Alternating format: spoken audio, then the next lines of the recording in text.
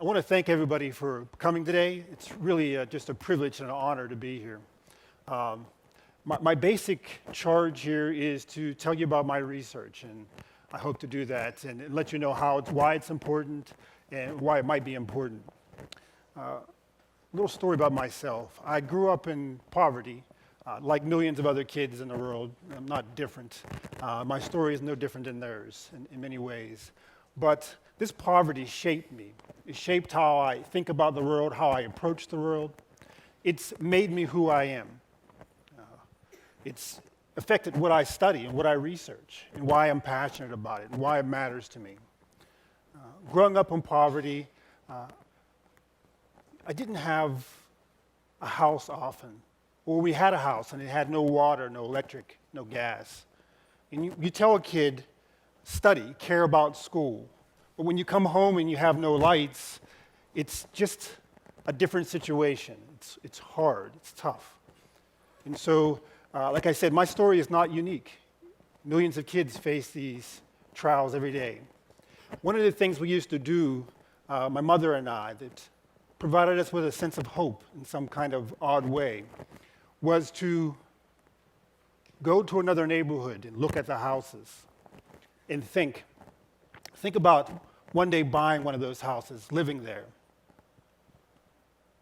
This was a kind of a groundless hope, you understand what I mean? In that it wasn't really going to happen. There was nothing in our lives to make us think that it would happen. But it gave us a relief, a moment that we could dream of a different life, a different way of living. This hope, as I said, is groundless. It has no real basis. I think I based it primarily on playing football. Football was my way out, and I thought that I would be able to deliver my family through playing football. At some point in my life, that was no longer a reality, right? For like many of us. And education became the thing that I thought would deliver us, the great equalizer in society. I'm now 45. And though I can see the proverbial light at the end of the tunnel, I have not yet achieved true financial well-being for me and my family. I still stay up at night thinking about how to pay down my student loans and not hinder my kids' opportunities. We hear that student loan debt in America totals $1.3 trillion. We know it's a lot. It sounds insurmountable. What's even harder to grasp than a figure is the fact that it's an accumulation of millions of stories like mine. As a result of growing up in poverty, I didn't have the finances to pay for college. My family didn't have that money to pay for college. And so I relied heavily on student loans. The only way I could see to continue my education. I ended up graduating with $40,000 in debt and a bachelor's degree. I paid off these loans by going into the military. When I left the military, I went back to graduate school and ended up with a PhD and $100,000 in debt. My story represents a debt-dependent path to the American dream. It's a story told over and over again in our country. Let me tell you a different story, much rarer, but aligns better with the idea of education being the equalizer and a path to the American dream. Melinda Lewis, who was actually the co-author on the book that I wrote, her path represents the asset-empowered path to the American dream. Her grandparents' financial contributions helped facilitate her educational attainment, both directly and indirectly. They were the reason why she was able to move forward and go into college with academic prowess and the resources that she needed to move forward. Melinda's story is one that is based upon wealth transfers at different stages along the way in her life. Whether it was for buying a vehicle, a home, paying for college, she had resources that enabled her to more easily pass through education as a way to the American dream. By the time she was 25, she had begun to build money up in her home equity. She had retirement savings. She was able to begin saving for her kids' education and now had all 4 of her kids. They just about have their education paid off. And they will have it paid off before they finish high school. It's a much different kind of path that she was able to walk. What we need to do in America is make this path available to more kids, right? We have a financial aid system that is based primarily on student debt.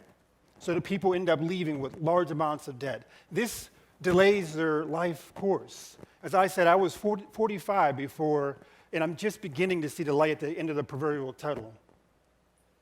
Research now shows that students who have debt are more likely to not buying a home or delay buying a home.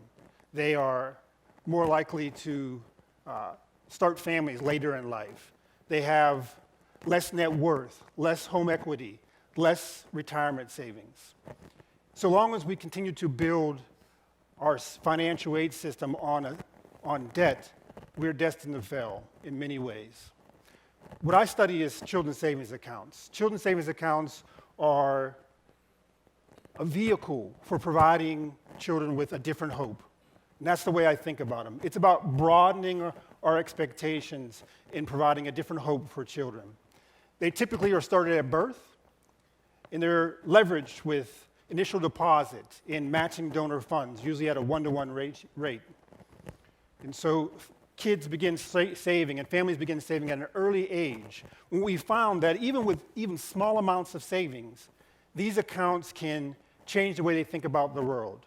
It can change parents' expectations for their children, and this changes how they interact with their children. It can change the children's own expectations for their futures. College becomes possible. One of the reasons or ways we think this happens is through what we call a college saver identity. Children who have savings accounts, even like I said, with small amounts of money, form a college saver identity. What a college saver identity is these children expect to go to college, but then they also have a strategy for paying for it, right? And this strategy provides grounds for them believing that college is possible, a different kind of ground than debt. When we think about debt, the best way I can explain it to you is like if you ever bought a home or you bought a car, and you go there, and there is this moment of apprehension when you're about to sign that loan because you realize for the next 40 years I'm going to have to pay this massive amount of money. Student loans can be that way for some kids. And it actually can, some people don't even buy a home because they start contemplating and thinking about paying that price for so long, they end up not buying a home. The same thing we see with student debt. Some students are loan averse, and they end up not enrolling in college because they don't want to sign that paper. They don't want to pay that price for the rest of their life or for a long time. I'm 45 and still paying. So student debt is a different way of thinking and financing college that sometimes reduces college completion rates even. Because some students, after they sign that paper, they realize that the debt is accumulating, growing and growing, and they become apprehensive about their futures, and they end up dropping out of college early. So we need a different system, a different way of thinking about how to finance college, one that is asset-based. And what these children's savings accounts do is change the whole culture and mindset about how to finance college, potentially. They do this by creating this college saver identity. The college saver identity is based upon identity-based motivation, which has been researched extensively by Dr. Daphne Ozerman and her colleagues. And identity-based motivation has 3 components: salience, the idea of identity salience, difficulty as normal, and group congruence. Salience means it makes something seem close that's far away, like college. College seems like something so far away for kids who are growing up in poverty, but salience makes it feel close to them, near them. It's the idea of something that's far away feeling close. And so when you have a children's savings account and you get a bank statement, you're reminded that College is something I need to act on now, something I need to begin doing something about now, not something that I can put off or delay into the future. That's the concept of salience, and how one of the ways we think children's savings accounts produce these kinds of expectations in kids. The other one is making difficulty seem normal. Right? One of the problems that students face is that college and paying for college seems like an insurmountable odd for them. They cannot do it without having some hope or some strategy for doing it. And debt just not a good enough one in many cases. Where kids with an account, they see savings as a way to eventually pay for college. They understand if they begin saving early on, that over time, that money will accumulate, and eventually they'll be able to pay off college.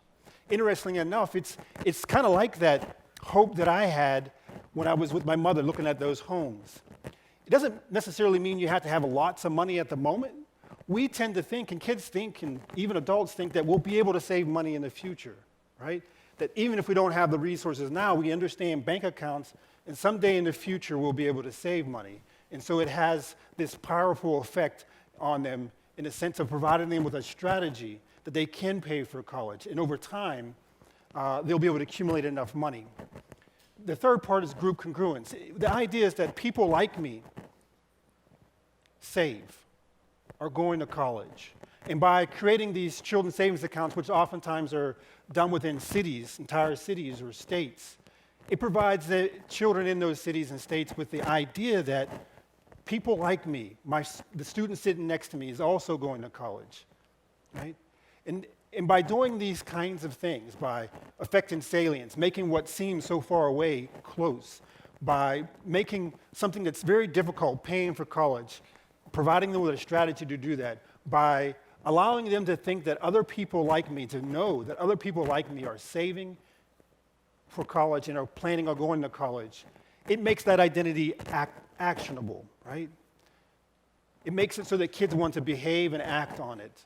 And so they begin to invest early in their lives. One of the problems with much of our financial aid system today is that it's really based upon paying for college, right? It's the idea of how do we pay for college, but it doesn't address all the barriers along the way. By starting savings early in life, we're able to engage kids in school early in life, begin to have them thinking about school early on, so that when they get to the point of having to pay for it, they're prepared academically. When I entered college, I wasn't prepared academically. I had to go into school on academic probation. I was a high school dropout. So we want to make sure that kids in our financial aid system is such that it helps kids progress along the way and are actually prepared at the time when they enter college. And this is the idea, part of the idea behind children's savings account. Part of the reason for starting so early is to build these expectations, these grounded expectations for the future, and allow them to begin to prepare and engage in school early on. These things align well with our early education efforts, right? Oftentimes our education system is disjointed.